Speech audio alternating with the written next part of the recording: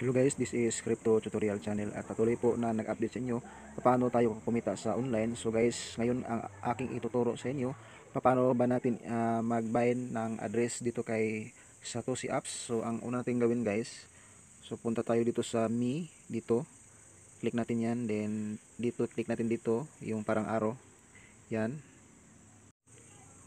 So dito na tayo guys. So nakita dito, hanapin natin yung OEX. So ito meron tayong balance na 43.6 ito OX. So i-click natin ito. Yan, i-click natin yan. Then click natin withdraw.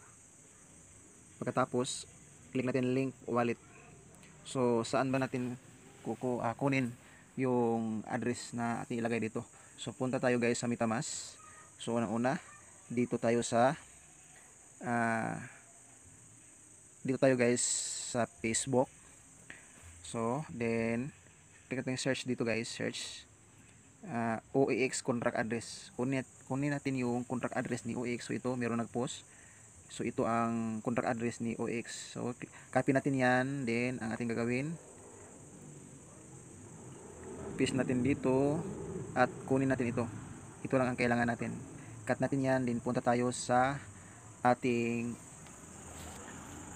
doon sa ating MetaMask. So ito ang aking MetaMask, yan, at mag-login muna ako. So andito na tayo sa aking MetaMask. So kailangan guys naka core chain minutes, yan.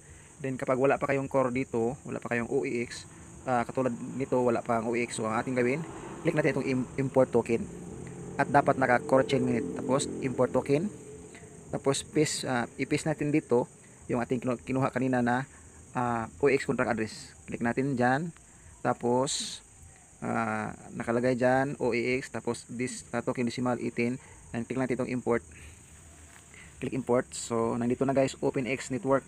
So kunin natin ito, yan, at tapos ibaba mayroong receive. Click mo yung receive, then click copy. Then back po tayo doon sa ating Satoshi Apps. Then hintayin na natin, ang internet ko mahina. So back tayo dito guys sa Me. Then click natin parang arrow. Pagkatapos hintayin lang natin lumabas. Ito na aking 43.62 na OEX. Click natin yan.